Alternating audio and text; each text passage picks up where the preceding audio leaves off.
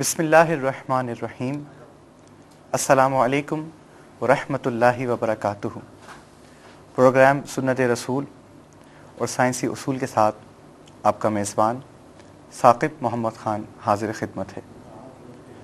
قرآن کریم فرقان حمید میں اللہ تبارک و تعالی ارشاد فرماتا ہے، بسم اللہ الرحمن الرحیم، یا ایھا الناس اتقوا ربکم الذی خلقکم من نفس واحدۃ وخلق منها زوجها وبث منهما رجالا کثیرا ونساء، کہ اے لوگو اپنے رب سے ڈرو کہ جس نے تمہیں ایک جان سے پیدا کیا اور پھر اسی میں سے اس کا جوڑا بنایا اور ان دونوں سے بہت سے مردوں اور عورتوں کو پھیلا دیا۔ سورہ نساء کی اس آیت میں اللہ تبارک و تعالی نے تخلیق انسانیت اور معاشرے کی ابتدا کے بارے میں ارشاد فرمایا کہ آدم علیہ السلام سے کے ظہور پاک سے تخلیق انسانیت کی ابتدا ہوئی اور حضرت حوا رضی اللہ عنہا کے وجود پاک سے ایک معاشرہ تشکیل پایا، اور پھر ان دونوں نفوس قدسیہ سے انسانیت کی ابتدا ہوئی اور معاشرے کی ابتدا ہوئی۔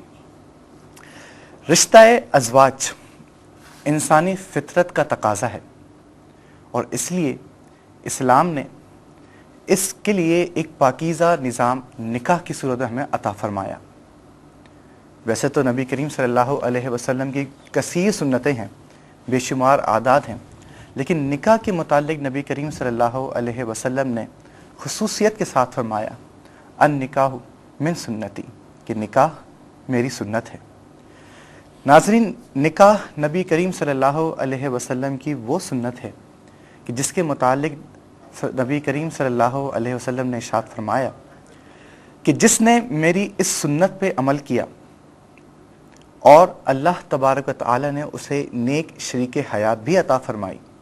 تو اللہ تبارک و تعالی نے اس کے نصف ایمان کو محفوظ کر لیا اور اس کے نصف ایمان کی اعانت فرمائی۔ آج سنت رسول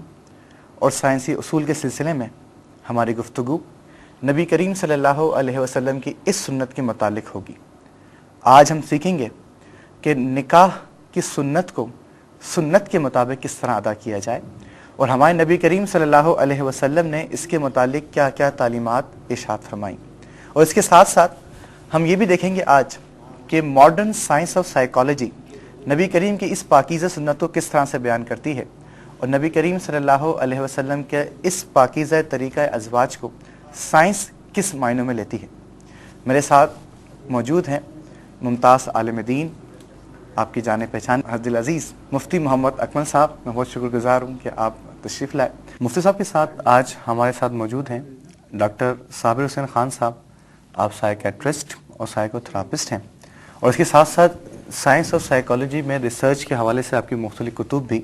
منظر عام پر موجود ہیں۔ آج ان کے ساتھ ہماری گفتگو ہوگی نکاح کے موضوع کے سائیکالوجیکل اسپیکٹس کے اوپر۔ مفتی صاحب، ابتدا میں یہ چاہوں گا کہ نکاح کی اہمیت اور اس کی فضیلت جو قرآن حدیث سے بیان ہوئی ہے اس بارے میں کچھ ارشاد فرمائیے۔ اعوذ باللہ من الشیطان الرجیم، بسم اللہ الرحمن الرحیم۔ اس کی اہمیت کے بارے میں ایک تو جیسے آپ نے آیت کریمہ تلاوت کرنے کا شرف حاصل کیا کہ انسانی نسل کی بقا کے لیے نکاح بہت ضروری ہے، کیونکہ بقائے نسل کے دو ہی طریقے ہیں، ایک جائز ہے ایک ناجائز ہے۔ ناجائز میں زنا وغیرہ آ جاتا ہے، اور جوازی جو صورت ہے وہ جیسے ہمارے شریعت نے نکاح کی صورت میں عطا فرمائی ہے، تو لہٰذا نکاح کی سب سے بڑی اہمیت یہی ہے کہ اگر ہم اپنی نسل کو آگے بڑھانا چاہتے ہیں اور نئے افراد پیدا کرنا چاہتے ہیں تو اس کے لیے نکاح ضروری ہوگا۔ اگر ہم فضائل کے اعتبار سے اس کی اہمیت کو دیکھیں تو قرآن عظیم میں اللہ تبارک و تعالی ارشاد فرماتا ہے وَإِن يَكُونُوا فُقَرَاءَ يُغْنِهُمُ اللَّهُ مِن فَضْلِهِ۔ یہ نکاح کے بارے میں سورہ نور کی آیت کریمہ ہے کہ اگر تم نکاح کرو گے تو اللہ تبارک و تعالی اگر تم فقراء ہوئے تو تمہیں غنی کر دے گا، سبحان، یعنی اپنے کرم سے تمہیں عطا فرمائے گا۔ اور مسلم شریف کی روایت ہے، حضرت عبداللہ بن مسعود رضی اللہ تعالیٰ عنہ اس کے راوی ہیں، یہ کہتے ہیں کہ ہم نوجوان تھے اور پورا گروپ ایک مرتبہ سرکار مدینہ صلی اللہ علیہ وسلم کی خدمت میں حاضر ہوا۔ آپ نے جب ہمیں ملاحظہ فرمایا تو ہمیں دیکھ کے ارشاد فرمایا کہ اے نوجوانوں کے گروہ، اگر تم نکاح کی استطاعت رکھتے ہو تو ضرور نکاح کرو. یہ نکاح کرنا اجنبی عورت کی طرف نگاہ کرنے سے تمہاری حفاظت کرے گا اور تمہاری شرمگاہ کو محفوظ کر دے گا. اور جو تم میں سے نکاح پر قادر نہ ہو تو اسے چاہیے کہ روزہ رکھے کہ روزہ شہوت کو قطع کر دیتا ہے. اس سے معلوم ہوا کہ قرآن عظیم نے نکاح کا ایک دنیاوی فائدہ بیان فرما دیا کہ اللہ تعالیٰ اپنے فضل سے ہمیں غنی کر دے گا، اور حدیث ہمیں اخروی فوائد کی نشاندہی کر رہی ہے کہ اس کی برکت سے انسان کی شرمگاہ محفوظ رہے گی اور نگاہوں کی حفاظت ہوگی. ڈاکٹر صاحب ایز اے سائیکیٹرسٹ نکاح کو کس حوالے سے آپ دیکھتے ہیں؟ مرد اور عورت کے مابین اگر ایک ریلیجیس لافل اور لیگل بانڈ نکاح کی شکل میں ہوتا ہے تو اس صورت میں ہم کہہ سکتے ہیں کہ مرد اور عورت بہت حد تک بہت ساری ذہنی الجھنوں اور نفسیاتی بیماریوں سے محفوظ رہ سکتے ہیں. اور اس کے ساتھ ساتھ اگر یہ بانڈ اسٹیبل اور اسٹرانگ اور پرزسٹ کرتا ہے تو اس کے نتیجے میں ماں باپ جب اولاد پیدا کر رہے ہوتے ہیں تو وہ اولاد اور پھر اولاد کے بعد ایک خاندان اور خاندان کے بعد اوور آل پوری سوسائٹی اس سے مستفیض ہوتی ہے. جتنی بھی اسٹڈیز ہوئی ہیں وہ یہ ثابت کر رہی ہیں کہ وہ لوگ جو نکاح نہیں کر رہے، نکاح نہیں کر پا رہے، اور خصوصاً ان لوگوں میں کہ یا تو نکاح کرنے کے بعد ڈائیورسز ہو گئیں، طلاق یا علیحدگی ہو گئی، یا پھر کسی اور وجہ سے انہوں نے شادی سے اجتناب برتا، اس کے نتیجے میں ایسے لوگوں میں ان لوگوں کی بنسبت کہ جنہوں نے اوائل عمر میں شادی کر لی تھی اور اپنا گھر بسا لیا تھا، کئی فولڈ امکانات اس بات کے بڑھ جاتے ہیں کہ وہ ڈپریشن، سٹریس، مینیا، اسکیزوفرینیا کا شکار ہو جائیں. اور جو ایک بہت انٹرسٹنگ اسٹڈی سامنے آئی ہے وہ یہ آئی ہے کہ سوسائڈ یا خودکشی کا ریٹ ایسے لوگوں میں 10 ٹائمز زیادہ ہے جو تنہا یا مجرد زندگی گزار رہے ہیں. تو کلینکلی اور psychologically speaking it has been proven fact کہ one should get married as soon as possible. جو حدیث سے ہمیں مفہوم ملتا ہے کہ جس نے نکاح کیا اس نے اپنا نصف ایمان کو سمجھے کہ محفوظ کر لیا، تو سائیکولوجیکلی ہیز بین پروفڈ کہ اس نے آدھی نفسیاتی مسائل کا حل جو ہے اس کی زندگی جی you are very much right. اللہ تعالیٰ کا جو کلام ہے اور جو حضور صلی اللہ علیہ وسلم نے اپنی سنت کی روشنی میں جو چیزیں ہمارے لیے پیش کی ہیں تو ان سے وہ ساری باتیں اب سائنس پروف کر رہی ہے کہ یہ تمام باتیں سائنٹیفک ہیں. بیسیکلی ان کو ہم سائنس سے علیحدہ نہیں کر سکتے، اور جتنی بھی سائنٹیفک ریسرچز ہوئی ہیں وہ یہ تمام کی تمام ثابت کر رہی ہیں کہ نکاح نہ صرف ایک فرد بلکہ ایک معاشرے کی ذہنی اور جسمانی صحت کے لیے از بس کا ضروری ہے. It's better to get married as soon as possible. نکاح کی اہمیت کے بعد میں چاہوں گا مفتی صاحب نکاح کی اقسام کے متعلق کچھ اشارہ فرما دیں. کتنی اقسام ہیں، ان کا حکم کیا ہے؟ جی ہاں، نکاح کو ہم 4 اقسام میں تقسیم کر سکتے ہیں. ایک تو ہوتا ہے سنت مؤکدہ، جب انسان حالت اعتدال میں ہو، یعنی اس کی طبیعت گناہوں کی طرف راغب نہ ہو، حقوق زوجیت بھی ادا کرنے پر قادر ہو اور نان نفقہ بھی دے سکتا ہو، تو اس صورت میں نکاح کرنا سنت مؤکدہ ہوتا ہے. سنت مؤکدہ کا حکم یہ ہے کہ اس کا کرنا باعث ثواب ہوتا ہے، اور اگر ترک کریں تو شریعت اس کو ناپسند کرتی ہے، اور اگر آدمی اس کے ترک کی وجہ سے کسی گناہ کی طرف مائل ہو سکتا ہو تو پھر گناہ گار بھی ہو جائے گا. دوسری صورت اس کے فرض کی ہوتی ہے کہ اگر انسان کو یہ یقین ہے کہ اگر میں نکاح نہیں کروں گا تو لازماً زنا میں مبتلا ہو جاؤں گا، تو اس صورت میں نکاح کرنا فرض ہو جاتا ہے. ایک صورت وجوب کی بھی ہوتی ہے، یعنی نکاح کرنا واجب ہوتا ہے. وہ صورت ہے کہ جب یقین تو نہ ہو لیکن غالب گمان یہ ہو کہ ترک نکاح کی بنا پر زنا میں مبتلا ہو سکتا ہوں. اگر غالب گمان اس طرف ہو رہا ہے تو نکاح کرنا واجب ہوتا ہے. اور ایک صورت اس کی حرام کی بھی ہوتی ہے کہ اگر انسان حقوق زوجیت ادا کرنے پر قادر نہ ہو اور نان نفقہ بھی نہ دے سکتا ہو، تو لازم بات ہے کہ اب تو نکاح کرنا اپنے آپ کو بھی اور سامنے زوجہ کو بھی عذاب میں مبتلا کرنا ہے. اس صورت میں نکاح کرنا شریعت نے حرام قرار دیا. سنت، فرض، واجب اور حرام. تو آپ نے فرمایا فرض اور واجب یہ حالت ہوتی ہے کہ اگر وہ اس کے باوجود ترک کرتا ہے نکاح تو گناہ گار ہوگا. موجودہ معاشرے کو اگر ہم دیکھتے ہیں تو اگر کوئی شخص جس پر نکاح فرض ہو چکا یا واجب ہو چکا لیکن خود تو نکاح کرنا چاہ رہا ہے، لیکن کچھ گھریلو ایسے کچھ مسائل ہیں یا کچھ ایسی مجبوریاں ہیں جو خاندان کی مجبوریاں ہیں، اس کے باوجود اگر وہ نکاح نہیں کرتا تو گناہ گار کون ہوگا؟ انسان اگر عاقل و بالغ ہو تو شرعی احکام کا مکلف ہو جاتا ہے، تو اب اسے ایسے ذرائع اور اسباب جمع کرنا ضروری ہیں کہ جس کی بنا پر اس کے لیے نکاح کرنا ممکن ہو سکے. اب اگر بالفرض اس کے معاشرے کی جو ہمارے ایک ماحول ہے، بعض گھروں کے رسم و رواج ہوتے ہیں کہ جب تک بڑے بھائیوں کی بہنوں کے نکاح نہیں ہو جاتے چھوٹوں کے نہیں کرتے ہیں، یا ایک مخصوص مقدار میں اماؤنٹ جب تک گھر والوں کو نہ دیا جائے تو وہ کہتے ہیں بھی تمہارا نکاح ہی نہیں ہوگا، اتنے لاکھ پہلے دو تو ہوگا،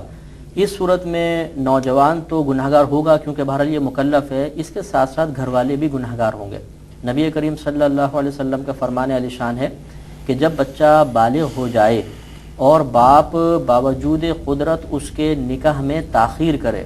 اور اب اگر وہ نوجوان گناہ میں مبتلا ہوتا ہے تو اس کا وبال باپ پر بھی ہوگا۔ تو صراحتاً حدیث پاک میں آ گیا، تو جتنے لوگ اس نکاح کے راہ میں رکاوٹ بن رہے ہیں یا تاخیر کا سبب ہو رہے ہیں وہ بھی گناہگار ہوں گے۔ یہاں جو والدین یہ سرپرست ہمیں دیکھ رہے ہیں یا سن رہے ہوں تو ذرا سی توجہ درکار ہے کہ ایسا نہ ہو کہ آپ کی کچھ خود ساختہ مجبوریاں آپ کو نہ کردہ گناہوں کی سزاؤں تک نہ لے چلیں۔ ڈاکٹر صاحب آپ کچھ اس بارے میں کچھ کہیں گے کہ نقصانات نکاح نہ کرنے کے حوالے سے؟ مفتی صاحب نے ابھی جیسے فرمایا کہ فرض نکاح اس صورت میں کہ جب ہمیں یہ ڈر ہو کہ اگر ہم نکاح نہیں کرتے تو زنا میں یا کسی گناہ میں ملوث ہو جائیں، تو اس پوائنٹ آف ویو کے تحت اگر ہم یہ دیکھیں کہ اگر نکاح فرض ہو گیا ہے اور کوئی بھی فرد اس پہ ڈیلے کر رہا ہے، اننیسیسری ڈیلے کر رہا ہے، اور وہ ڈیلے یا دیر چاہے اس فرد کی طرف سے ہو یا اس کے ساتھ رہنے والے دیگر جو رشتہ دار ہیں، والدین ہیں یا بہن بھائیوں کا ریزن کہہ لیجئے، تو اس صورت میں کئی طرح کی نفسیاتی الجھنیں ڈیولپ ہو سکتی ہیں، جس میں سب سے پہلے فرسٹریشن،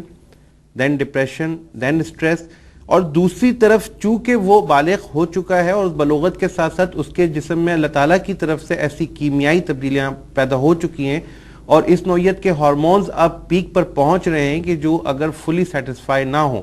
یا ان کو امپلیمنٹ نہ کیا جائے، عمل میں نہ ڈھالا جائے، تو بجائے اس کنسٹرکٹیو میتھڈز کے وہ پھر ڈسٹرکشن کی طرف چلے جاتے ہیں، اور وہ باڈی کے اندر ایک ڈسٹرکٹیو پروسیس شروع ہو جاتا ہے جو نہ صرف جسم کا امیونٹی سسٹم ویک کر رہا ہوتا ہے، اس کے ساتھ ساتھ جسم کے اندر ایسے مضر صحت اجزاء پیدا ہونے لگتے ہیں جو براہ راست خون کے ذریعے دماغ تک پہنچتے ہیں، اور دماغ اور پھر دماغ کے نتیجے میں ذہن یعنی کہ سوچ اس کو بھی متاثر کر رہے ہوتے ہیں۔ اوورآل جو فرد اس طرح سے ڈیلے کر رہا ہے اور اس کے دل میں خواہش بھی ہے کہ وہ نکاح کرے، وہ ضرورت بھی محسوس کر رہا ہے، اور پھر بھی اس کا نکاح کسی بھی وجہ سے یا شادی نہیں ہو پا رہی ہوتی، تو لامحالہ کچھ عرصے کے بعد اس کے ذہن میں ایسی منفی تبدیلیاں آ چکی ہوں گی کہ جس کے بعد اگر وہ نکاح کرتا ہے تب بھی اس کو فردر فیوچر میں ایڈجسٹ کرنے میں کافی مسائل کا سامنا کرنا پڑے گا۔ اور ونس اگین جیسے بھی پہلے بات کی میں نے کہ یہ مسائل نہ صرف اس فرد کی ذات تک محدود رہیں گے بلکہ اس کے پورے خاندان پہ اثر انداز ہوں گے، اور نتیجتاً ایک پورا خاندان یوں سمجھ لیجئے کہ اس کا شیرازہ نفسیاتی سطح پر بکھرنے کا امکان پیدا ہے۔ تو والدین نہ صرف اس کو اخری حوالے سے تکلیف میں مبتلا کرتے ہیں بلکہ ایسے سرپرست جو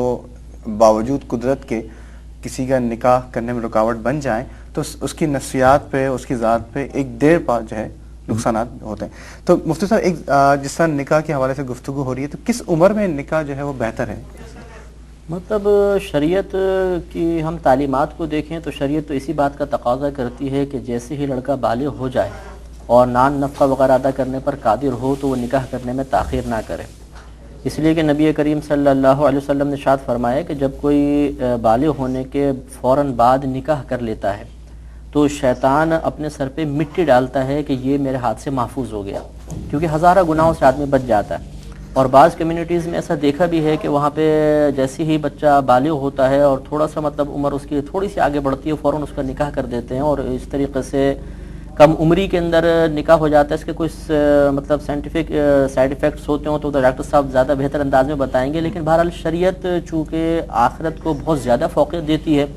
لہذا شریعت اسی بات کو محبوب رکھتی ہے کہ جب آدمی بالغ ہو جائے اور نفقے پہ قادر ہو تو فوراً اس کا نکاح ہو جانا چاہیے۔ تو ڈاکٹر صاحب یہاں ارلی کا کانسیپٹ پایا جاتا ہے اسلام کی تعلیمات سے پتہ چلا، تو کیا سائنس اور سائیکالوجی میں کوئی اسی قسم کا کانسیپٹ پایا جاتا ہے؟ جی ثاقب، لیکن اس پہ میں تھوڑی سی ایکسپلینیشن دینا چاہوں گا کہ ارلی کے حوالے سے کلینکل سائیڈ اور سائیکالوجیکل سائیڈ دو طرح سے اس کو لے رہی ہوتی ہے۔ ایک تو فزیکل گروتھ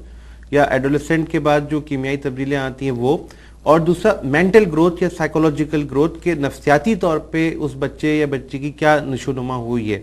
تو اس کو ہم ایک الگ سے ایڈلٹہڈ ایڈولسنٹ الگ اور انٹلیکچوئل ایڈولسنٹ ایک ہم الگ کے زمرے میں لے کر آ رہے ہوتے ہیں۔ فزیولوجیکل یا فزیکل سائڈ پہ اگر کوئی بچہ یا بچی اس اسٹیج پہ پہنچتا ہے کہ جہاں پہ بقول مفتی صاحب کے کہ وہ فرض ہو گیا کہ ارلی اس کے حوالے سے آ گیا، تو اس کے حوالے سے تو وہ اس کے سیکشل جو جذبات ہیں یا احساسات ہیں یا خیالات ہیں وہ ڈیولپ ہونا شروع ہو گئے، تو وہاں پہ تو بہت اچھا رہتا ہے کہ اگر ہم اس کے حوالے سے شادی کر دیں. لیکن اس کے ساتھ ساتھ اگر سائیکولوجیکل گروتھ اس سے پیچھے ہے فزیکل گروتھ سے، تو اس ضمن میں کچھ کیسز میں دیکھنے میں آیا کہ آگے چل کے کئی طرح کے کانفلکٹس اور کمپلیکسز ڈیولپ ہوتے ہیں، جس میں پھر میاں اور بیوی کے درمیان ڈفرینسز آنا شروع ہو جاتے ہیں، اور ان ڈفرینسز کے نتیجے میں جو ارلی میرج اگر مینٹل ایج دونوں کی امیچور ہے تو اس صورت کے اندر تھوڑا سا اس میں اختلافات، لڑائی جھگڑا یا اس طرح کا انتشار الذہنی جو ہے اس کا امکان دیکھنے میں آیا ہے. اس میں اس کی ایک بنیادی وجہ یہ ہے کہ جب سپوز کہ اگر ہم 18 سے 21 سال یا 24 سال لڑکے کی عمر تصور کرتے ہیں تو لامحالہ لڑکی کی عمر جو کم سے کم بھی 22 سال ہوگی اور اس سے کم جو ہے 15-16 سال 17 سال آئے گی. تو اس عمر میں اگر والدین یا اساتذہ کی طرف سے ایسی ٹریننگ نہ ہوئی ہو دونوں فریقین کی کہ جس میں ان کو ایک دوسرے کے ساتھ رہنا یا شادی کے بعد کس طرح سے ایڈجسٹ کرنا ہے یا کیا کیا اپنے اندر تبدیلیاں لے کر آنی ہے، تو اگر وہ چیزیں ڈیولپ نہ کر سکیں تو پھر ہمیں ڈر رہتا ہے کہ کوئی سائیکولوجیکل قسم کے مسائل کا سامنا کرنا پڑے. لیکن اس کا جو سب سے پلس پوائنٹ یہ ہے کہ اگر ہم ارلی ایج میں شادی کر لیتے ہیں تو اس کے نتیجے میں جو فزیولوجیکل پازیٹیو افیکٹس پڑتے ہیں، اور پھر ان فزیولوجیکل پازیٹیو افیکٹس کو یوز کرنے کے بعد اگر پھر ہمارے ارد گرد اس طرح کے لوگ ہوں، کاؤنسلرز کی طرح کے جو والدین کی شکل میں ہو سکتے ہیں، اساتذہ کی شکل میں ہو سکتے ہیں، رشتہ داروں کی شکل میں ہو سکتے ہیں، تو وہ لوگ بہت اچھی طرح سے ہیلپ کر سکتے ہیں ان بچوں کو آگے لے کر چلنے میں، اور نتیجتاً جو ہے مسائل کو منیمائز کیا جا سکتا ہے. جیسے بلوغت کے ساتھ نفقہ کی جو ہے شرط ہے، اس کو سائنس اس طرح سے کہ مطلب ایڈولینس کے ساتھ ساتھ انٹلیکچوئل دونوں چیز ہوئی، مواصلت اس طرح سے مسلم قائم کر سکتے ہیں کہ صرف بلوغت کے علاوہ نفقے کے اوپر قادر بھی ہو، جس کو انہوں نے بتایا کہ انٹلیکچولی اور فائنینشلی دونوں اسٹرانگ ہو، تو مواصلت پھر بھی وہ پائی جاتی ہے. یہ بتائیے کن خصوصیت کی حامل لڑکی یا کن خصوصیت کی حامل لڑکے سے نکاح کرنے کی تعلیمات موجود ہیں؟ ہمارے نبی کریم صلی اللہ علیہ وسلم نے عورت کے بارے میں تو ارشاد فرمایا کہ عموماً عورت سے 4 وجوہات میں سے کسی ایک کی بنا پر نکاح کیا جاتا ہے. ایک اس کا حسن و جمال، دوسرا خاندانی حسب و نسب، تیسرا اس کا دین، اور چوتھا اس کا مال. تو ایک تو حسن و جمال ہو گیا، دوسرا مال، تیسرا خاندانی وجاہت، اور چوتھا دین. تو سرکار مدینہ صلی اللہ علیہ وسلم ارشاد فرماتے ہیں کہ تم دین والی کو ترجیح دو. یعنی یہ ترجیح کے اعتبار سے ہے، اگر چاروں خصوصیات کسی خاتون میں جمع ہو جائیں تو نور علی نور ہے، ورنہ دین والی کو تقویت یعنی فوقیت دینی چاہیے. ایک روایت میں نبی کریم صلی اللہ علیہ وسلم نے یوں بھی بیان فرمایا کہ اگر کوئی حسن و جمال والی عورت سے نکاح کرے گا تو وہ شخص ذلیل ہوگا، اور اگر کسی مالدار عورت سے نکاح کرے گا تو اس کی محتاجی میں اضافہ ہوگا. لیکن اس کی شرح یہ ہے کہ اس صورت میں جبکہ انسان اس کے صرف حسن و جمال سے متاثر ہو کر کرے اور اس میں خود اتنی کوالٹیز وغیرہ نہ ہوں کہ وہ عورت کے ہم پلہ ہو سکتا ہو، تو لازم بات ہے کہ ڈاکٹر صاحب مزید بہتر انداز سے اس کو بتائیں گے کہ وہ نفسیاتی طور پہ اس سے ہمیشہ مروب رہے گا تو ذلت اس کو محسوس ہوگی. اس کے علاوہ اگر کوئی خسیس عورت مالدار ہے، اس سے اگر نکاح کرے گا تو محتاجی میں اضافہ ہوگا کہ وہ اپنی مالداری کی وجہ سے فوقیت کو قائم رکھنا چاہے گی تو آدمی مطلب اس سے دب کر رہے گا. تو یہ خصوصیات عورت میں ہے کہ دیندار عورت کو فوقیت دینی چاہیے، اور مردوں کے اندر بھی اسی پر قیاس ہے کہ اگر کوئی دیندار شخص ہے، نیک ہے، پرہیزگار ہے اور رزق حلال کے معاملے میں انتہائی محتاط ہے تو اس کو فوقیت دینی چاہیے. اور ورنہ جیسے کہ آج کل کے دور میں ہے کہ تمام خصوصیات کسی نوجوان میں جمع بہت ہی مشکل نظر آتی ہیں، تو جتنا کم سے کم اس میں مطلب برائیاں موجود ہوں اس کو فوقیت دینی چاہیے. گڈ کوآرڈینیشن کے لیے کیا چیز ضروری سمجھی جاتی ہے؟ ڈاکٹر صاحب اسی بات کو آپ کی طرف میں لے کر آؤں گا. ہماری فیلڈ میں مرد اور عورت کے درمیان یا میاں اور بیوی کے درمیان جو کوآرڈینیشن کے لیے جو اہم پوائنٹس ڈسکرائب کیے گئے ہیں ان میں سب سے پہلے ذہنی ہم آہنگی کا رول جو ہے وہ اہمیت کا حامل ہے، اور اس کے بعد جذباتی انحصار، اعتماد، اعتبار، عزت، توقیر، بات کو سمجھنا، بات کو برداشت کرنا اور کمپرومائز کرنا اس طرح سے کہ اگر ایک شخص کسی حوالے سے کوئی بات کر رہا ہے تو اس کو کمپرومائز کیا جائے، اس کی بات سنی جائے، اس کے حوالے سے چلا جائے. مفتی صاحب اس حوالے سے زیادہ بہتر رائے دے سکتے ہیں کہ ہمارے مذہب میں تو مرد کو مجازی خدا کا ٹائٹل دیا گیا ہے کہ عورت کے لیے اگر سجدہ اس حوالے سے ہوتا تو وہ اپنے شوہر کو کرنے کا اس کا تھا کہ وہ کر سکتی تھی. تو اس میں بیسکلی نہ صرف عورت کے لیے ضروری بن جاتا ہے کہ وہ اپنے شوہر کی اتنی توجہ یا اتنی رسپیکٹ کرے کہ جس کے نتیجے میں وہ کاؤنٹر توجہ اور کاؤنٹر خیال اس عورت کا اتنا زیادہ رکھے کہ ان کے آپس کے درمیان کے مسائل وہ لوگ بیٹھ کر حل کر سکیں، بجائے اس کے کہ وہ گفتگو جو ہے وہ دوسرے لوگوں تک پہنچے یا پھر ان کے درمیان اس طرح کی چیزیں پیدا ہوں کہ جو ایک تماشا کی شکل میں سامنے آئے۔ ان تمام چیزوں کو ہم دین کے طور پر بیان کر سکتے ہیں۔ سرکار نے یہ ارشاد فرمایا کہ دین کو فوقیت دو، تو صبر رکھنا اور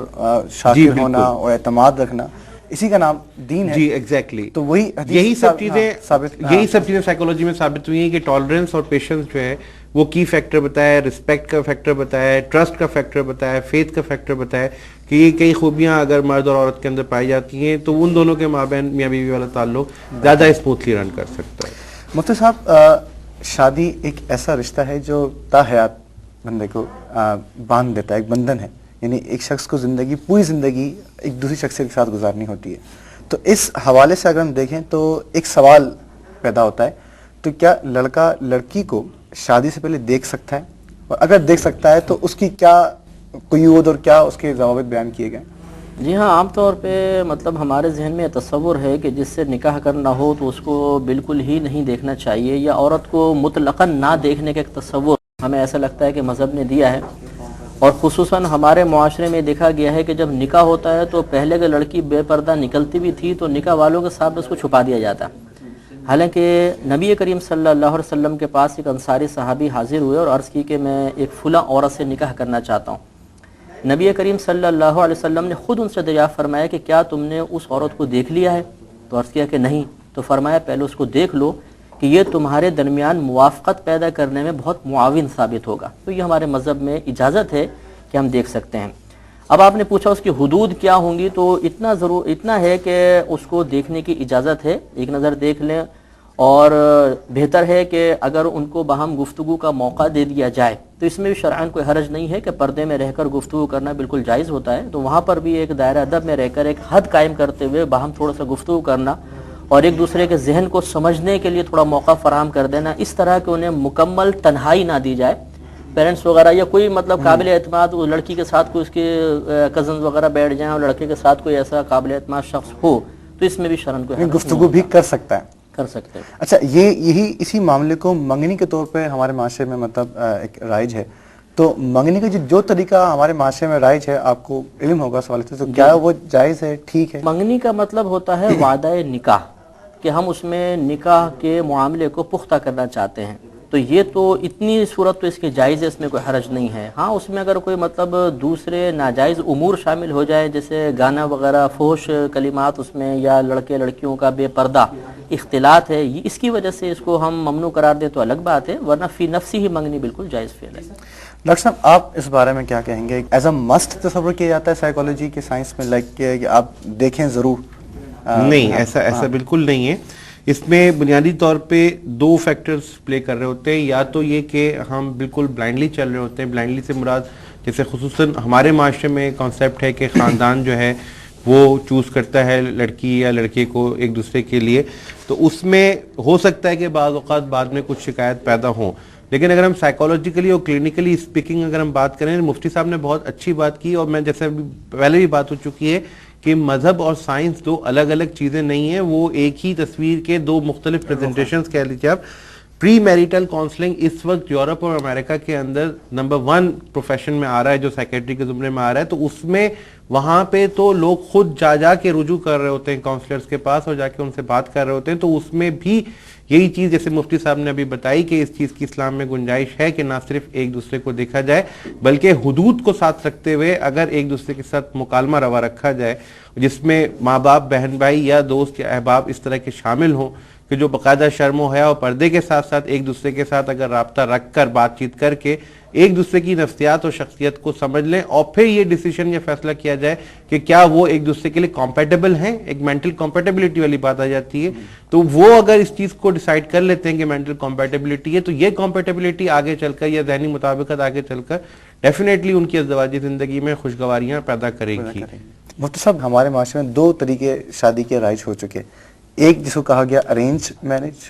اور دوسری جو ہوتا ہے وہ از خود نکاح کرنا یا لو میرج جسے کہیے۔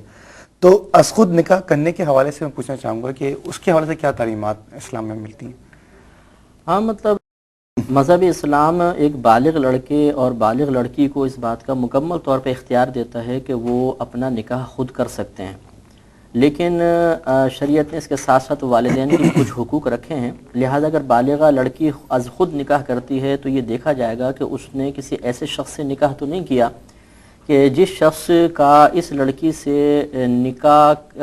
ثابت ہونا ان کے والدین کے لیے باعث شرم اور عار بن جائے، یعنی کسی گھٹیا پیشے والے کے ساتھ یا گھٹیا حرکات کرنے والے کے ساتھ لڑکی اگر از خود نکاح کر لیتی ہے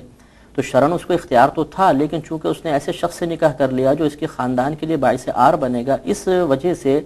ان والدین کو یہ اختیار دیا جائے گا کہ چاہیں تو اس نکاح کو ختم کروا دیں، فسخ کرنے کا اختیار ہوگا۔ تو اگر اس سے قطع نظر اگر بالفرض کوئی والدین اجازت دے دیتے ہیں بیٹی کو بھی کہ تم جس سے چاہے نکاح کر لو بالفرض، اور ہم اس کا انکار نہیں کرتے ہیں، تو پھر یہ کہ شریعت نے بالغ لڑکے لڑکی کو دیا مکمل اختیار ہے کہ وہ خود نکاح کر سکتے ہیں۔ اچھا، پھر اب کوئی مسنون طریقہ نکاح کا کیا ہے، مطلب جو شریعت ہمیں تعلیم کرتی ہے نکاح کا؟ مطلب مسنون طریقہ تو یہی ہے کہ پیغام نکاح بھیجا جائے اور پھر سامنے سے وہاں سے بھی کوئی شخص آئیں اور باقاعدہ جس کو ہم منگنی کہتے ہیں اس طریقے سے کیا جائے کہ وعدہ نکاح ہو جائے، پختہ نکاح کا معاملہ ہو جائے، پھر اعلانیہ طور پر اس نکاح کو رشتہ داروں کی موجودگی میں کیا جائے۔ یہی مسنون طریقہ شروع سے رائج ہے اور اب بھی ہمارے درمیان ہے۔ اچھا، نکاح کے حوالے سے ولی کس کو کہا جاتا ہے اور اس کی شرعی حیثیت کیا ہے؟ ولی تو سرپرست کو کہتے ہیں اور اس میں مختلف ترتیب ہوتی ہے۔ اس میں عموماً ہمارے ہاں جو اولیاء ہوتے ہیں وہ والدین ہوتے ہیں، اور اگر والدین نہ ہو تو پھر بڑے بھائی وغیرہ جو ہوتے ہیں یا چچا ہوتے ہیں ان کو سرپرست بنایا جاتا ہے۔ شرعی ترتیب کچھ مختلف ہے لیکن بہرحال ہمارے معاشرے میں یہ ہے، اور سرپرست کی شرعی حیثیت باقاعدہ ہوتی ہے۔ جیسے بھی میں نے بتایا کہ اگر لڑکی غیر کفو میں یعنی جو ہم پلہ نہیں ہے اس لڑکے سے نکاح کر لے تو یہاں پر اب ولی کو مکمل طور پہ اختیار ہے کہ چاہے تو اس نکاح کو فسخ کروا دے۔ شادی کے بعد بھی مطلب کہ شادی ہو چکی اور مطلب کہ ان کا بیٹا بھی ہو چکا، اب والدین کو پتہ چل گیا ہاں بھائی ہماری بیٹی نے شادی کر لی تھی، تو اب اس میں کیا مسئلہ اس میں مسئلہ یہ ہوتا ہے، ترتیب یہ ہوتی ہے کہ جب تک مرد اور عورت باہم قربت نہ کریں اس سے پہلے جدائی کروا سکتے ہیں، ولی کو اختیار ہوتا ہے، اور اگر قربت ہو چکی ہے تو اب اس کے بعد بچے کا معاملہ تو بہت آگے ہے، اب ولی کو اختیار حاصل نہیں ہوگا کہ نکاح فسخ نہیں ہو سکتا، اب نہیں فسخ کروا سکتے۔ تو اچھا، ولی کے حوالے سے کچھ آپ بتا رہے تھے؟ جہاں میں عرض کر رہا تھا کہ ولی جو ہوتے ہیں اس لحاظ سے تو اس کی اہمیت نظر آتی ہے کہ شریعت نے اس کو اختیار دیا ہے کہ وہ نکاح فسخ کروا لے، لیکن اگر لڑکی بالغہ ہے اور کفو کے اندر نکاح کرتی ہے تو اب ولی کو انٹرفیئر کرنے کا یا مطلب اس کو ولایت اجبار جس کو ہم شرعی اصطلاح کے اندر کہتے ہیں کہ جبر کرنے کا اس کو اختیار حاصل نہیں ہے کہ وہ نکاح ختم کروا دے، اور اس نکاح کو قائم رکھنا ضروری ہوتا ہے۔ لیکن چونکہ ہمارے معاشرے کے اندر ایک اب یہ رسم بن گئی ہے کہ والدین کو فوقیت دی جاتی ہے، اور خصوصاً جو لڑکی والدین سے کی رضا کے بغیر، اس کو نافرمانی چاہے اپنا کہیں لیکن رضا کے بغیر نکاح کرے تو اس کو معیوب تصور کیا جاتا ہے، اور بسا اوقات دوسرے خاندان میں جانے کے بعد اس بات کو بطور تانا بھی پیش کیا جاتا ہے کہ والدین کی اجازت کے بغیر دیکھیں جی نکاح کر لیا تھا اور یوں کیا تھا، تو اس لحاظ سے اس میں اجتناب کرنا بہتر ہوتا ہے۔ ڈاکٹر صاحب، دونوں صورتیں آپ کے سامنے، میں کچھ سوشل حوالے سے آپ چاہوں گا کچھ گفتگو اس حوالے سے کریں کہ ارینج میرج کی جو طریقہ اسلام نے ہمیں دیا اس کی افادیت سائیکالوجی، اس کی اپنی نفسیات پر، اور ساتھ ساتھ معاشرے میں اس کا کیا اثر ہوتا ہے کہ اگر وہ لو میرج کو ہم اپریشیٹ کرتے ہیں تو معاشرے میں؟ اسلام نے جو ہمیں کانسیپٹ دیا ہے کہ اس میں عاقل اور بالغ مرد اور عورت دونوں کی رضا اور رغبت ضروری ہے نکاح یا شادی کے حوالے سے، تو اس رضا اور رغبت کے ساتھ ساتھ اگر ہمارے گھر والے، رشتہ دار اور خاندان کے دیگر احباب برضا اور رغبت اس میں شامل ہوتے ہیں تو وہ سب سے افضلین یا اولین طریقہ سائیکالوجی اور کلینکل سائڈ پہ بھی کنسیڈر کیا جا رہا ہوتا ہے۔ ہوتا یہ ہے بیسکلی جس طرح سے حج کا معاملہ ہے، حج میں جہاں لاکھوں افراد اکٹھے ایک ساتھ ہوتے ہیں تو وہ ان سب لوگوں کی، میں اب سائنٹیفک بات کر رہا ہوں، ان سب کی میگنیٹک فیلڈ ایک دوسرے کی میگنیٹک فیلڈ کو ری انفورس کرتی ہے، اور وہ میگنیٹک فیلڈ جب ری انفورسڈ ہوتی ہے تو اس کے نتیجے میں جو ہر شخص کا اپنا فیتھ، اپنی دعا یا اپنی خواہش ہے، وہ یوں سمجھ لیجئے کہ وہ لاکھوں، کروڑوں اور کھربوں ٹائم ملٹیپلائی ہو کے اللہ تعالیٰ تک پہنچ رہی ہوتی ہے۔ تو اسی طرح سے نکاح کے وقت جتنے زیادہ لوگ شامل ہوں گے، جتنا زیادہ اس کا اعلان ہوگا، تو یوں سمجھ لیجئے کہ اتنے زیادہ لوگوں کی دعا سائنٹیفکلی میاں اور بیوی کے درمیان اعتماد، خواہش اور بھلائی کے رشتے کو جو ہے وہ فروغ دینے میں بہت زیادہ ہیلپ فل ثابت ہوگی۔ اس کے برعکس اگر لڑکا اور لڑکی ٹھیک ہے، جیسے مفتی صاحب نے کہا کہ وہ اپنی رضا اور رغبت سے شادی کر لیتے ہیں اور کسی بھی وجہ سے وہ اس شادی کو خفیہ رکھتے ہیں، اعلان نہیں کر پاتے، تو اس کے نتیجے میں پہلی بات تو وہ مستقل ڈر اور خوف اور خدشے کا شکار رہیں گے۔ وہ ڈر، خوف اور خدشہ ان کی نفسیات کو مجروح کر رہا ہوگا۔ اس ڈر، خوف اور خدشے کے بعد جب وہ نکاح کرنے کے بعد ازدواجی زندگی گزار رہے ہوں گے تو اس کے بعد پھر وہ गिल्ट के शिकार हो जाएंगे। उनको जायज काम कर रहे हैं लेकिन उसके बावजूद वो छुपा हुआ है, उनको ये डर खौफ तो था, अब वो एहसास नदामत और पछतावे का शिकार हो गए कि यार ये बात अगर सामने आ गई तो फिर क्या होगा। ये चीज इनहेरिट भी होती है आगे? जी मैं ये इसी तरफ आ रहा हूँ। इसके बाद फिर फ्रस्ट्रेशन और वंस अगेन फिर कई किसी किस्म के साइकोलॉजिकल प्रॉब्लम, और फिर उसके बाद अगर कुछ अरसे के बाद वो चीज खुलती है, जाहिर है खुलनी तो है कि वो शादी हुई थी, उसके बाद फिर एक सोशल स्टिग्मा सामने आता है, सोशल प्रेशर सामने आ रहे होते हैं। माँ बाप जो हैं उनकी दुआएं ना सिर्फ साथ नहीं होती बल्कि उसके साथ साथ उनको कबूल नहीं किया जा रहा होता। तो वो एक लाइफ लॉन्ग प्रोसेस हो जाता है कि जिसपे लड़की लड़के के घर वालों के लिए काबिल कबूल साइकोलॉजिकली नहीं रह पाती और लड़का लड़की के घर वालों के लिए काबिल कबूल नहीं होता। उसके नतीजे में इस तरह के कपल की जो अज़वाजी जिंदगी है वो तो मुतासिर होती ही होती है, लेकिन जो उसकी औलाद है उस औलाद को भी जो दीगर खानदान वाले हैं या सोसाइटी वाले हैं वो अच्छी नजर से नहीं देख पाते और उसको जहनी और जज्बाती तौर पे कबूल नहीं कर पाते। नतीजतन वो नई नस्ल जो है वो भी नफ्सियाती तौर पे प्रांगिख्ता होती है और उसके नतीजे में वो भी साइकोलॉजिकल कॉन्फ्लिक्ट्स का शिकार हो जाती है। तो इट्स मच बेटर कि जैसे इस्लाम में बताया गया है उसको अगर हम साइंटिफिकली देखें कि हर चीज खुल्लम खुल्ला होनी चाहिए, बरज़ा और रग़बत होनी चाहिए, और जितने ज्यादा लोगों को हम शरीक करने की सलाहियत इस्तिताअत या कुव्वत रखते हैं उतने ज्यादा लोगों को अगर हम शामिल करेंगे तो यही लोग आगे चलकर ना सिर्फ हमारे काउंसलर्स, हमारे गार्जियंस या हमारे सरपरस्त बन सकते हैं। इस तरह के मामलात में वालिदैन का किरदार 90% नेगेटिव होता है, तो इस हवाले से शरई तौर पे क्या उन पे अहकाम होंगे कि अगर कोई वालिद या वालदा ऐसा है कि मतलब निकाह को अब वो कबूल ना करे, बाद उसकी कुर्बत हो चुकी, तो अब वो गुनाहगार होंगे? क्योंकि ये हमारा माशरे का मसला है और इसमें 90% जैसे मैंने कहा कि ख़ानदान का जो मामला यही होता है। तो कुछ माँ बाप सरपरस्त के हवाले से बताइए कि क्या इस्लाम तालीमात है? नहीं, ज़हनी तौर पे किसी इस तरह की शादी को कबूल ना करना कोई गुनाह का सबब तो नहीं होगा। ये तो एक फितरी तकाजा होता है, एक बातनी तकाजा होता है। वालिदैन ये चाहते हैं कि हम बच्चों के मामलात मुकम्मल तौर पे अपनी निगरानी में करवाएं। अब चूँकि बच्चे इस लिहाज से उनके इस हक़ के सल्ब का सबब बन गए तो लाजिम बात है कि क़ल्बी रंज तो महसूस होता ही है, और इस क़ल्बी रंज की वजह से अगर तबीयत उन बच्चों की तरफ माइल नहीं हो पा रही और वालिदैन वो पुरानी शफ़क़त जो पहले एक शफ़क़त और रहमत का मादा उनके क़ल्ब में मौजूद था उसमें कमी पा रहे हैं, तो इसमें शरई लिहाज से कोई गिरफ्त नहीं है। लेकिन वालिदैन को ये ज़रूर सोचना चाहिए कि जैसे डॉक्टर साहब ने अभी इरशाद फरमाया कि इसके साइड इफ़ेक्ट्स बहुत ज़्यादा हो जाते हैं कि वो एक एहसास नदामत, एक एहसास जुर्म का मुसलसल शिकार रहते हैं, और फिर इसका असर जो आइंदा आने वाली नस्लें हैं उन पर बहुत ज़्यादा पड़ता है और दो ख़ानदान जो हैं हम एक दूसरे से मुकम्मल तौर पर जुदा हो जाते हैं। तो वालिदैन को इस बारे में गौर करना चाहिए कि अगर किसी ने इस तरह कदम उठा लिया है, पहली बात तो ये कि उनकी तरबियत ही बच्चों की ऐसी करनी चाहिए थी कि वो इस कदम उठाने पर मजबूर ही ना होते। अब अगर आपने उस तरबियत में किसी लिहाज से कोताही की, या कोताही तो नहीं की, बच्चों ने खुद अपनी कोताही से निकाह कर लिया, आपने तरबियत में कमी नहीं की थी, तो अब उसको नज़रअंदाज कर देना ही अफजल और औला है। अच्छा, इस्लाम ने हर मकाम पर एक औरत को, ख़वातीन को एक दर्जा अता फरमाया, यानी एक तहफ़्फ़ुज़ सुकून अता फरमाया। निकाह के हवाले से यही तहफ़्फ़ुज़ हमें महर की सूरत में मिलता है। तो मैं ये चाहूँगा कि नाज़रीन भी ये चाहेंगे कि मतलब महर की क्या कोई मिक़दार बयान हुई है कि 32 रुपये और ये फ़लाने रुपये, तो कितनी मिक़दार पर महर वाक़ होता है और उसकी हद कहाँ तक है? ये नज़रिया गलत है कि महर लड़की के तहफ़्फ़ुज़ के लिए मुक़र्रर किया गया, ये नहीं। क्योंकि आप खुद गौर फरमा लीजिए कि इतनी कलील मिक़दार, अगर बिलफ़र्ज़ आप 1000, 10,000 रुपये, 20,000 रुपये महर रखवाते हैं, अमूमन कम ही महर होते हैं, शरई मिक़दार तो मैं अर्ज़ करता हूँ, तो क्या इससे बच्ची को ज़िंदगी को कोई तहफ़्फ़ुज़ हासिल हो सकता है? यकीनन नहीं हो सकता।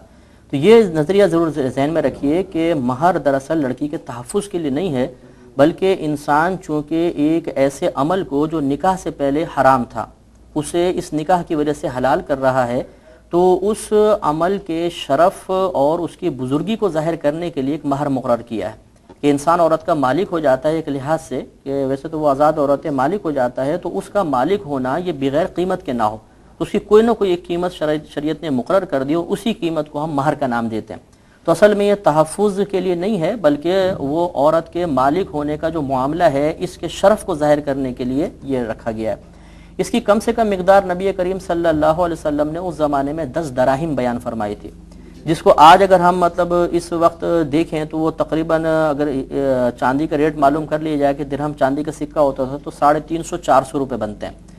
तो ये कम से कम मिक़दार शरीयत ने मुक़र्रर की है, और ज़्यादा से ज़्यादा मिक़दार कोई शरीयत ने मुक़र्रर नहीं की है, बल्कि कम से कम मिक़दार तो एक शरीयत का हक़ रखनी ही होगी। اگر آپ زیادہ رکھنا چاہیں تو باہم رضامندی سے جتنا زیادہ رکھ سکتے ہیں رکھ لینا چاہیے. لیکن اس میں اتنا ضرور ہے کہ بعض اوقات لڑکی والوں کی طرف سے بہت زیادہ ڈیمانڈ کی جاتی ہے کہ آپ یہ کروڑ روپے رکھوائیں, 10 لاکھ روپے, 20 لاکھ روپے رکھوائیں. تو یہ مطلب اگر سامنے لڑکے والے راضی ہو جاتے ہیں تو یہ صحیح ہے, اس میں پھر کوئی شرن حرج نہیں ہوگا. لیکن اگر سامنے والا راضی نہیں ہے تو زبردستی کرنا یہ شریعت نے اس کو مناسب تصور نہیں کیا. خاصی پرسنٹیج ایسے لوگوں کی ہوتی ہے جن کے نکاح کو تو کافی عرصہ ہو چکا, بوڑھے ہو چکے, لیکن مہر ادا نہیں کیا. تو یہ عمل کیسا ہے؟ میں پوچھنا چاہ رہا ہوں کہ کس وقت جو ہے دینا وہ بہتر ہے. دیکھیں آپ نکاح کے فارم دیکھیں گے نا, اس میں لکھا ہوگا کہ مہر معجل ہے یا مؤجل. عین کے ساتھ آپ کہیں گے تو معجل ہے, اور حمزہ سے پڑھیں گے تو مؤجل. معجل کا معنی ہوتا ہے جو عجلت میں جلدی دینا ہوتا ہے, اور مؤجل وہ جو آپ بعد میں یا تو کوئی میعاد آپ نے مقرر کی 10 سال دینا ہے, 20 سال بعد دینا ہے, یا پھر کوئی میعاد مقرر نہیں ہے تو وہ یا تو طلاق کے وقت دینا ہوگا, اور یا شوہر فوت ہو جائے تو اس کے ترکے میں سے پھر عورت کو دیا جاتا ہے. تو اگر تو معجل ہے تو اس کے اندر بیسک ہمارا نظریہ یہ ہوتا ہے شرعی لحاظ سے کہ مرد عورت سے اگر قربت کرنا چاہے فرسٹ ٹائم تو عورت اس مہر کی وجہ سے اس کو روک سکتی ہے کہ پہلے مجھے مہر دیں تو میں قریب آنے دوں گی, یہ اس عورت کا حق ہے. لیکن اگر عورت بغیر مہر کی طلب کے اسے قریب آنے دے تو پھر یہ کہ وہ اجازت ہوتی ہے. یہ ایک جو ذہن ہے کہ عورت کے قریب آپ جا ہی نہیں سکتے جب تک آپ مہر ادا نہ کر دیں, یہ غلط ہوتا ہے. ہاں معجل کا بس کانسیپٹ یہی ہے کہ اگر عورت طلب کرنا چاہے تو فوراً اس کو طلب کر سکتی ہے اور قربت سے اس کو روک بھی سکتی ہے, وہ نافرمان نہیں کہلائے گی. لیکن اگر عورت نہیں روکتی ہے اور شوہر نے ابھی مہر ادا نہیں کیا تو وہ گناہگار وغیرہ نہیں ہوگا. اور اب اس کے بعد جو ہے وہ عورت اگر طلب کرے تو مرد اس کو دے دے, اور نہ طلب کرے تو پھر یہ بھی معجل میں جا سکتا ہے کہ جب وہ طلاق ہو یا شوہر کا انتقال ہو تب وہ عورت کو دلوایا جائے گا. ڈاکٹر صاحب میں آپ کی طرف گفتگو کو کچھ اس حوالے سے لے کر آنا چاہوں گا کہ ویلیو آف میرج کے طور پر مختلف ڈیفائن کیا کہ مہر جو ہے ایک ویلیو ہے, ایک اس کی اہمیت بیان کرنے کے لیے, اس کی قیمت سمجھنے کی, اس کی ورتھ کے طور پہ بیان کیا جاتا ہے. تو ایک خواتین کے یا خاتون کے کسی عورت کے ذہن میں مہر کی وجہ سے کیا سائیکولوجیکل بینیفٹس اس کے ڈیولپ ہوتے ہیں, کیونکہ اس کی حیثیت وجوب کی ہے یعنی واجب ہو جاتا ہے, تو اتنا اہم کیوں رکھا گیا اس کو؟ اور اس کی سائنٹیفک ریزن آپ تھوڑا سا, میں ایک تھوڑی سی دور کی مثال آپ کو دوں گا, اس کے بعد پھر میں صرف لے کر آؤں گا. ہم نے جب سائیکیٹری کی پریکٹس شروع کی یا یہ علم پڑھنا شروع کیا تو اس پہ جو کچھ پہلی باتوں میں جو ہمیں پہلی بات بتائے گی کہ آپ کبھی بھی اپنے کسی کلائنٹ کو فری آف کاسٹ انٹرٹین نہیں کریں گے, چاہے آپ اس سے ٹوکن کے طور پہ 1 روپیہ یا ان کے زبان میں 1 پاؤنڈ یا $1 کیوں نہ لیں. The reason is کہ if we take something free and taken as granted, کہ ہم اس کو گرانٹ کے طور پہ لے رہے ہوتے ہیں تو اس کے نتیجے میں اس چیز کی ویلیو, سائیکولوجیکل ویلیو نہیں رہتی کسی بھی حوالے سے. تو اسلام جو ایک عالمگیر مذہب ہے اور پیور اس کی بیس ہی سائنس پر ہے, تو وہاں کیسے ممکن تھا کہ ایک اتنے بڑے ایشو کے پہ جب ایک نسل انسانی کی بقا کے لیے مرد اور عورت کو ایک دوسرے کے قریب کیا جا رہا ہے تو وہاں پہ اس کو مہر کے نام کے ساتھ اس چیز کو لاگو نہ کیا جائے. تو واٹ آئی پرسیو سائنٹیفکلی از دس کہ مہر کے نتیجے میں نہ صرف مرد کی سائیکی پہ ایک پازیٹیو اثر پڑتا ہے کہ he is giving something in order to get something, اور اسی طرح سے عورت کی سائیکی پہ ایک پازیٹیو اور امپیکٹ اچھا اثر پڑ رہا ہوتا ہے کہ yes I am not a free subject, کہ مجھے خالی خلی میں ایک شادی کے طور پہ بھگتایا نہیں جا رہا, بلکہ کچھ چاہے وہ ٹوکن کے طور پہ 3 روپے یا 300 روپے یا 3000 روپے ہی کیوں نہ ہو, وہ میرے عوض ایک فارمیلٹی کے طور پہ دیے جا رہے ہیں. تو یہ دونوں چیزیں کہ میں کچھ دے کر لے رہا ہوں اور یہ کہ میں کچھ لے رہی ہوں تو میں کچھ دے رہی ہوں, تو وہ دونوں چیزیں انسان کی نفسیات کے اوپر پازیٹیو امپیکٹ ڈال رہے ہوتے ہیں, جس کے نتیجے میں ان کا بانڈ آپس میں اسٹرانگ ہوتا ہے. مفتی صاحب جہیز کے متعلق کیسی تعلیمات موجود ہیں اسلام میں؟ اسلام جہیز کا انکار تو نہیں کرتا. خود نبی کریم صلی اللہ علیہ وسلم نے بی بی فاطمہ رضی اللہ تعالی عنہا کو جہیز عطا فرمایا, لیکن جو ہمارے معاشرے میں ایک طلب کا تصور پیدا ہو گیا ہے کہ لڑکی والوں سے باقاعدہ ڈیمانڈ کرنا اور مطلب مختلف آئٹمز پہلے لکھوا دینا کہ یہ ہونا چاہیے,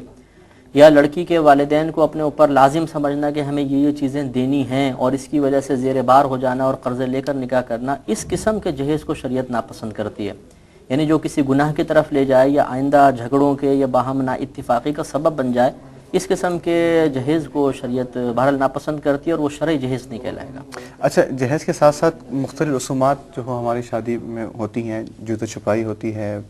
پہلے سے آتے ہیں, مایوں ہوتی ہے, پھر مہندی ہوتی ہے, پہلے مہندی آتی ہے پھر مہندی جاتی ہے, اس کے بعد پھر شادی والے دن بھی بہت سارے رسومات ہوتی ہیں، جوتے چپائی کی ہے. تو اس حوالے سے کیا کانسیپٹ کیا ہے جو ہمیں فالو کرنا چاہیے؟ اور یہ دیکھیں شریعت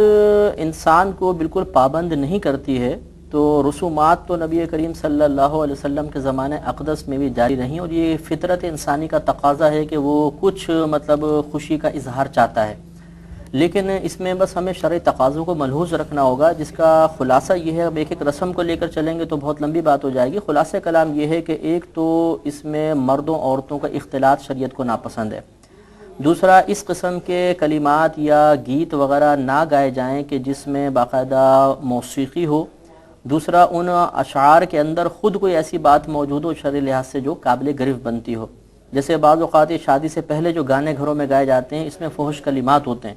اور بعض اوقات تو مقابلے کی باقاعدہ محفل رکھی جاتی ہے. ایک طرف لڑکے والے بیٹھے ہوتے ہیں، ایک طرف لڑکی والے. پہلے وہ ایک گیت گاتے ہیں، اس میں سب کو گالیاں بکتے ہیں، پھر دوسرا کرتا ہے. تو یہ گالی بکنا یہ شریعت میں حرام ہے، یہ ممنوع ہوگا. اس کے علاوہ کوئی بھی ایسی رسم جس میں لڑکے کو مہندی لگائی جائے یا اس کو سونا پہنایا جائے یہ ممنوع ہوتا ہے. یا لڑکیاں اپنے ہاتھ سے اس کو کچھ کھلائیں پلائیں، اس کے ساتھ مذاق وغیرہ کریں، یہ تمام شرعی معاملات ممنوع ہوتے ہیں. لہٰذا یہ اگر کسی رسم کی شکل میں ہوں گے تب بھی ان کو ممنوع قرار دیا جائے گا. اچھا مفتی صاحب، جیسے شادی ہو چکی، جیسے بھی ہوئی رسومات کے ساتھ ہوئی، جہیز دے کے ہوئی، مہر جیسے دے ہوئی، کچھ ایسے مسائل ہمارے معاشرے میں موجود ہیں جو شادی کے فوراً بعد پیدا ہو جاتے ہیں. جیسے ہمارا مشرق میں، ہمارے پاکستان میں، ہمارے ملکوں میں ایک کمبائنڈ فیملی کا کانسیپٹ ہوتا ہے کہ گھر اتنے بڑے نہیں ہوتے لیکن سب لوگ ساتھ مل کے رہتے ہیں، تو پردے کے مسائل کچھ پیدا ہو جاتے ہیں. اب اس مسائل میں دو طبقے پائے جاتے ہیں عمومی طور پر دیکھا جاتا ہے، ایک تو بہت ہی ایکسٹریم اور ایک بہت ہی لبرل. تو میں پوچھنا یہ چاہوں گا کہ اس حوالے سے اس تنازع کو ذہن رکھتے ہوئے کیا ایک تعلیمات اسلام میں ملتی ہیں؟ لیکن سب سے پہلے تو ایک الگ گھر کا جو تصور ہے کہ لڑکی کا ایک حق ہوتا ہے کہ اسے الگ گھر لے کر دیا جائے، یہ کانسیپٹ درست نہیں ہے. ہاں اتنا ضرور ہے کہ شریعت یہ چاہتی ہے کہ کسی کی پرائیویسی متاثر نہ ہو، ان کی پرائیویٹ لائف میں کوئی مطلب انوالومنٹ نہ کرے. تو اس کے لیے کم از کم اتنا کہ اگر ایک گھر میں ہے، کنجسٹڈ فیملی ہے مطلب، اور ایک الگ روم ان کے پاس موجود ہے جس کے اندر سے کنڈی لگانا ممکن ہو، اور لڑکی اپنے مال وغیرہ کی اس کمرے میں حفاظت کر سکتی ہو، لاکر وغیرہ میں رکھ سکتی ہو، تو بس یہ لڑکی کا حق ہے کہ اسے اتنا تحفظ فراہم کیا جائے. الگ رہائش یہ کوئی شریعت کا لڑکی کا حق نہیں ہے، بلکہ اس طرح مطلب ایک الگ تحفظ والا مقام دینا ضروری ہے. اب وہ اگر گھر کے اندر ہی دے رہے ہیں تب بھی وہ کافی ہو گیا. جہاں تک پردے کا معاملہ ہے تو لازم سی بات ہے کہ شریعت حرج میں مبتلا نہیں کرتی، یعنی بیجا تکلیف میں شریعت مبتلا کرنا محبوب نہیں رکھتی ہے. تو جب عورت گھر سے باہر نکلتی ہے تو پردے کے معاملے میں انتہائی سختی پائی جاتی ہے کہ وہاں پہ نامحرم کی نگاہ نہ پڑے. لیکن گھر میں رہتے ہوئے، اور جبکہ ایک مطلب جوائنٹ فیملی ہے اور سب دیور جیٹھ وغیرہ بھی ہیں، اگر اس میں شریعت بہت زیادہ سختی کا حکم دے دے تو لازم بات ہے کہ اس لڑکی کی زندگی بہت ہی زیادہ متاثر ہوگی. اور اگر وہ لڑکی مطلب سختی کرتی بھی ہے اپنے ساتھ تو اس سے گھر پہ بہت سائیڈ ایفیکٹ پڑیں گے. مثلا بعض ایسے خطوط بھی آئے، میں نام کسی کے علاقے کا نہیں لیتا ہوں، کہ کسی نے یہ کہا کہ بھئی ہم نے ایک مطلب لڑکی اپنے بیٹے کا نکاح کیا کسی لڑکی سے، وہ مذہبی خاتون تھی، ہم نے تو اس کو مذہبی سمجھ کے لے لیا. اب وہ اتنی سخت ہے پردے کے اندر کہ وہ جب کوئی دیور وغیرہ گھر میں ہو تو وہ کمرے سے باہر ہی نہیں آتی ہے. تو وہ گھر کا کام کاج جو ہے سخت متاثر ہو گیا ہے اور گھر والے بڑے پریشان ہیں. تو آپ بتائیں اس میں شریعت کی تعلیم کیا ہے؟ تو خلاصہ کلام یہ ہے کہ اگر اس طرح کی کوئی فیملی ہو بھی تو اس میں لڑکی کو بہت زیادہ پردے کا حکم نہیں ہے. وہ اپنے ظاہری اعضاء کو چھپا کر رکھے، ایک موٹی چادر استعمال کر لے. باقی اگر مطلب اس کی تھوڑی کلائیاں کھل جاتی ہیں یا تھوڑے بال وغیرہ نظر آ جاتے ہیں، اور چہرہ ڈھکنا یہ غیر محرم سے بھی کوئی واجب یا فرض نہیں ہوتا، مستحب ضرور ہے. تو اگر گھر کے اندر وہ اس طرح رہتی ہے تو یہ شریعت اس کو اتنی رخصت دے گی. تو بہت زیادہ مطلب اپنے آپ کو مطلب گناہگار تصور کرتے رہنا، ایک تو یہ ذہن پر بھی ڈاکٹر صاحب بہت اچھا بتائیں گے کہ یہ کیا مطلب منفی اثرات مرتب کرے گا. دوسرے گھر والوں کی پوری زندگی بہت زیادہ متاثر ہوتی ہے. تو یہ راہ اعتدال اختیار کرنا ضروری ہے. ڈاکٹر صاحب، کمبائنڈ فیملی کے حوالے سے کیا سائنس اور سائیکالوجی میں تعلیمات یا انسٹرکشنز ملتی ہیں؟ کیونکہ یہ کانسیپٹ صرف زیادہ تر مشرق میں پایا جاتا ہے اور ایسٹ میں ہی ہوتا ہے، ویسٹ میں اس کی اپوزیشن پائی جاتی ہے. دیکھیں، اسلام اور سائنس میں ایسٹ اور ویسٹ کا کوئی کانسیپٹ نہیں ہے. یہ یونیورسل چیزیں ہیں جو ہر ایک پر یکساں انداز میں لاگو ہوتی ہیں. اور اسلامی تعلیمات نو ڈاؤٹ سائنٹیفک تعلیمات کی روح ہیں اور وہیں سے ساری سائنس نے جنریٹ کیا ہے. تو ابھی مفتی صاحب نے بہت اچھی بات کی کہ بیسکلی ہم کہیں پہ بھی کسی بھی سوسائٹی میں رہ رہے ہوں، ایسٹ میں ہو، ویسٹ میں ہو، ساؤتھ میں ہو، نارتھ میں ہو، بیسک تھنگ از کہ کلیکٹیو تھنگس یا کلیکٹیو ایفرٹس یا کلیکٹیو لیونگ جو ہے it pays much more as compared to the individual efforts. تو اس میں ایک جب لوگ ساتھ رہ رہے ہیں اور ایک دوسرے کے دکھ درد کو شیئر کر رہے ہیں, وینٹیلیشن ہو رہی ہے, کیتھارسس ہو رہی ہے, ماں باپ بہن بھائی دادا دادی نانا نانی خالہ پھپھو چچا, یہ تمام رشتے جو ہمارے قریبی رشتے کہلاتے ہیں, ان سے ہمارا انٹریکشن ہے بچوں کا میاں بیوی کا, تو اس صورت میں ایک بہتر خوش اسلوب زندگی گزر سکتی ہے سائیکولوجیکلی. اس میں لیکن ایک چیز کا خیال رکھنا پڑے گا کہ میاں بیوی کو خصوصاً اگر وہ ان کی نئی شادی ہوئی ہے تو ان کو ہمیں آٹونومی اور پرائیویسی دینی پڑے گی. یہ نہیں کہ ہم ان کو بیچ آنگن میں لے جا کے بٹھا دیں اور پھر کہیں کہ بس ہو گئی تمہاری شادی اور رہو سب کے بیچ. یہ چیز ان کی نفسیاتی صحت کے لیے مضر ثابت ہوگی, بشرطے کہ ہم ان کو,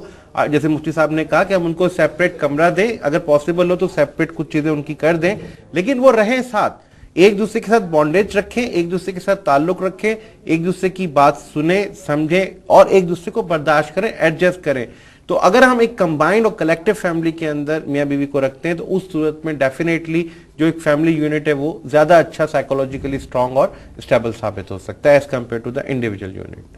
ناظرین, نکاح سکون و راحت کا باعث ہے, دین کی تکمیل ہے اور اسی سے انسانی نسل کی بقا بھی ہے. نکاح انسان کو بدنگاہی اور بدکاری سے بھی بچاتا ہے اور ایک مستحکم معاشرے کے قیام میں نکاح کا عمل بہت دیرپا ہے.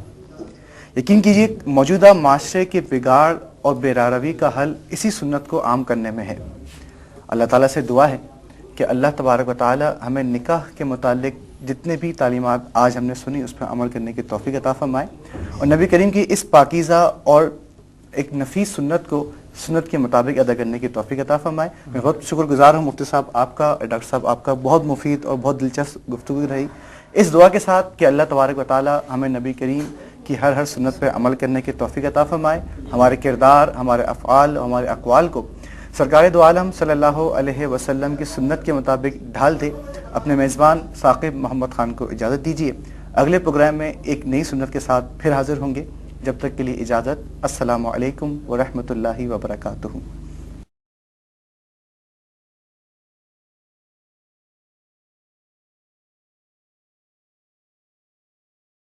اللہ اللہ اللہ اللہ اللہ جمیل ویحب الجمال. اللہ خوبصورت ہے اور خوبصورتی کو پسند فرماتا ہے. اللہ اللہ اللہ اللہ اللہ